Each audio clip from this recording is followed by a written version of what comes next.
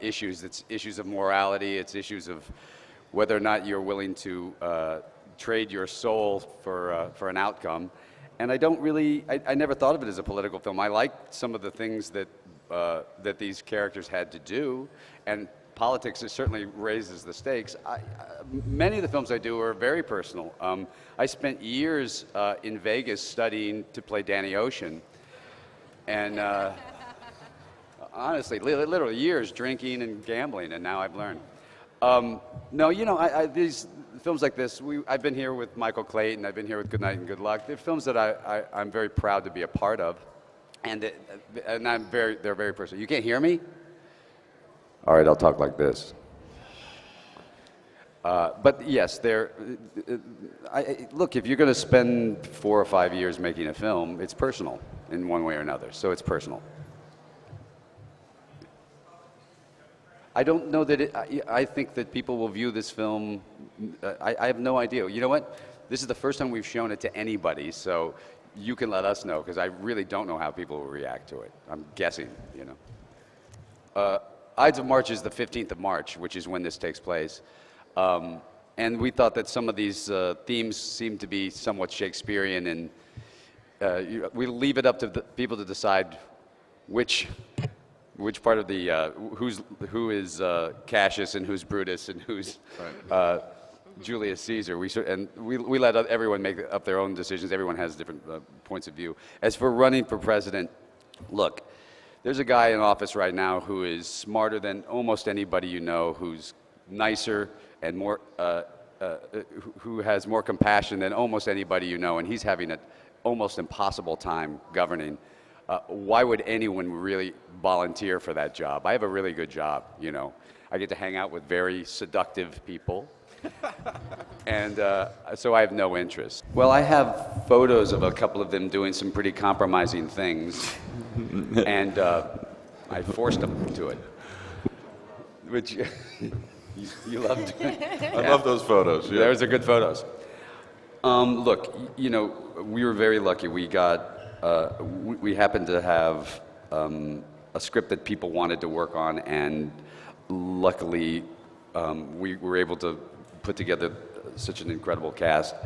I really don't quite know how we got so lucky, quite honestly, but we did. So maybe you should ask them, because I don't know. We were very lucky to get this cast.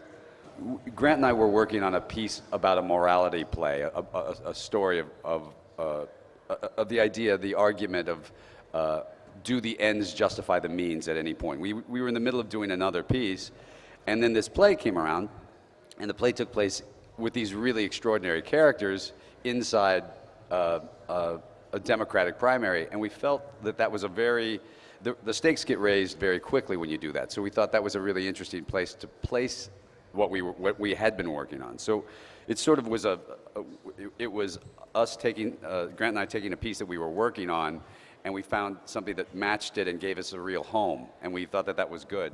And the other part you asked was about the crossing between idealism and cynicism. Yeah, well, you know, the current temperature in our country, and I think everybody can relate in different countries, is it's a very difficult time to govern. From whichever side you're on, I think it's a very difficult time to govern, and there's a lot of cynicism going on. It's temporary, it always is. We fix things. We will fix them again. I'm an optimist. But right now it's a very difficult time to govern, and cynicism seems to be winning over idealism right now. I think it'll change. I hope it'll change soon.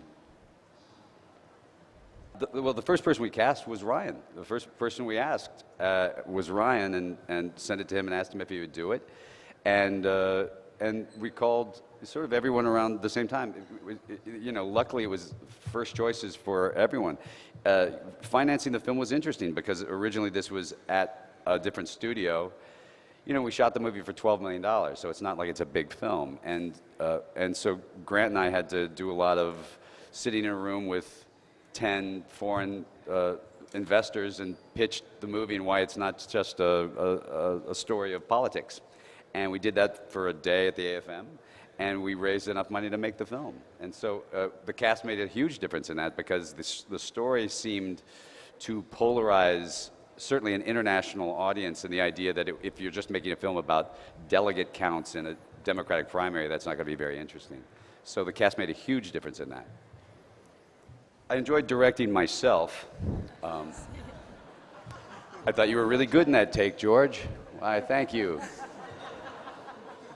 I enjoy directing. It's a very fun thing. It's a fun thing to do. And I'm on a stage with people who've done it as well, and I think they would all agree that there's something very creative, a little more, feels very creative being able to be a director. But look, it's awfully easy when you have people like this. You know, I can promise you it's a lot easier when you have really wonderful actors. So it was a great experience. I like it a lot.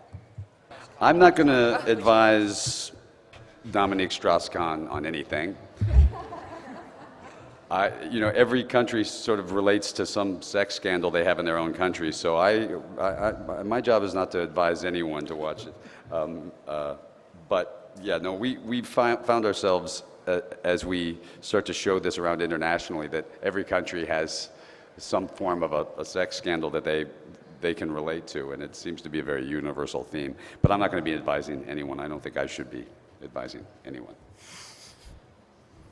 Ever. Grant and I met in acting class in 1982.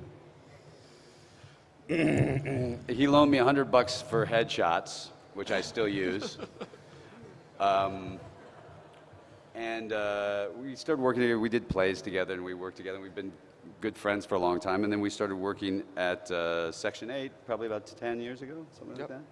And we'd done a lot of things before that. He directed a short film I'd done, and then we just we started working together.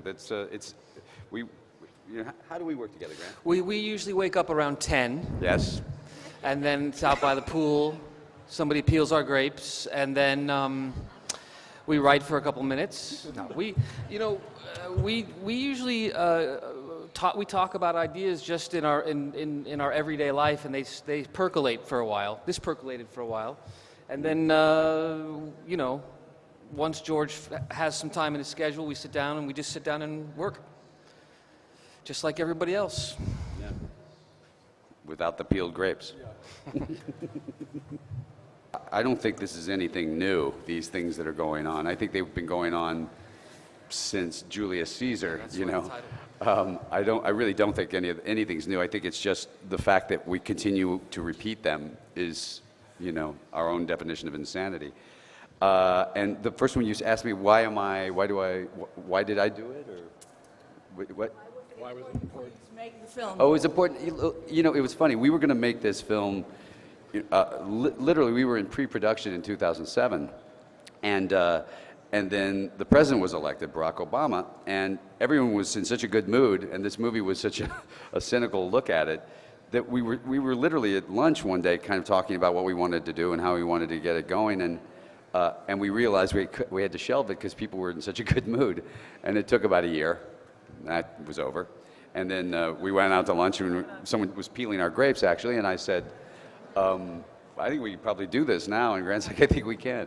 So, you know, we want to do stories that ask more questions than they answer, and we want to do things that have people involved in a discussion after the movie. I like that. I've always liked that. I grew up as a child of the 70s film culture that had some of the great filmmakers making some of the great films in the, you know, arguably one of the most turbulent times with the civil rights movement and the women's rights movement and the drug counterculture and the, you know, anti-war movement. You know, we have another time in our country, in our world really, that's very turbulent, and I think it's always good to be able to